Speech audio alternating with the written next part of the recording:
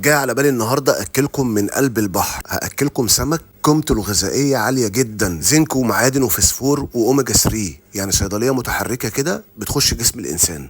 هنعمل النهارده السمك المكاريل على طريقتي الخاصه، الطريقه اللي انا بحب اكله بيها.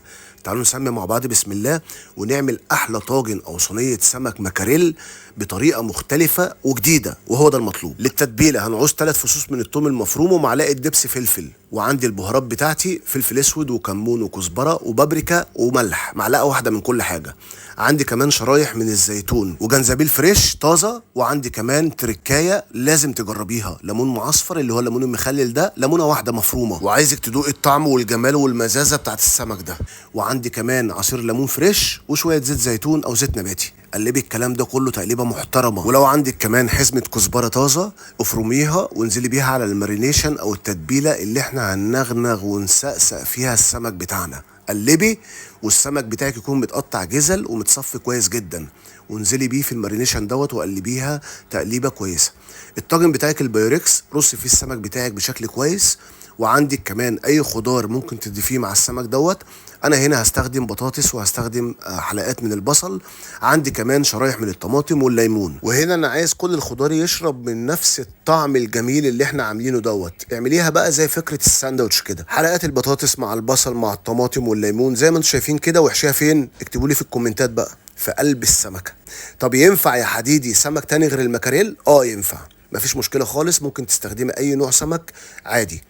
بنحشي كل السمك بتاعنا واي خضار بيفيد معانا بنبتدي نرصه في البايركس كده او في الطبق بتاعنا او في الصينيه بتاعتنا بالشكل اللي انتوا شايفينه دوت. ولو فاض معاكي شويه تتبيله هو ده الطعم، خدي بالك، انزلي بيهم كده على السمك بتاعك وعلى البطاطس والخضار اللي انت عاملاه.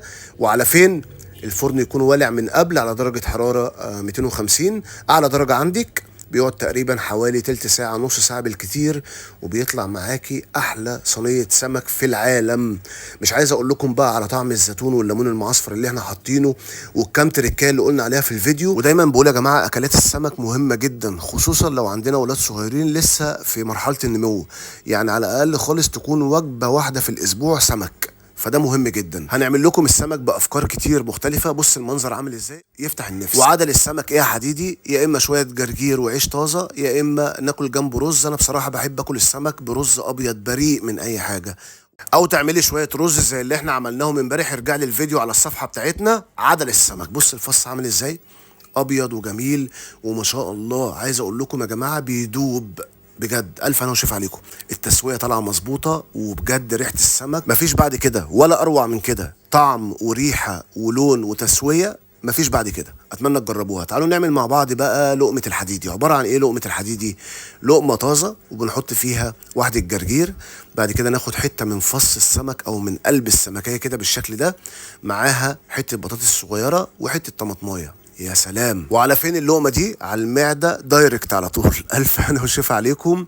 يا رب الوصفه تنال رضاكم وتجربوها وتقولوا لي رايكم ايه في الكومنتات عشان تحفزوا وتشجعوا بجد الناس اللي خايفه تخش المطبخ. اتجرئي وخش جربي حتى لو اول مره، صدقيني كفايه ان الطعم الحلو هيطلع من بين صوابع ايديك. وخليكي دايما متاكده وواثقه ان الاكل ما دام اتعمل بحب اكيد هيكون ليه طعم تاني. على ما اعتقد كده صينيه السمك والشيف الحديدي يستاهلوا منكم لايك وكومنت كمان، وان شاء الله اشوفكم في وصفه جديده واسيبكم في حفظ الله. سلام عليكم.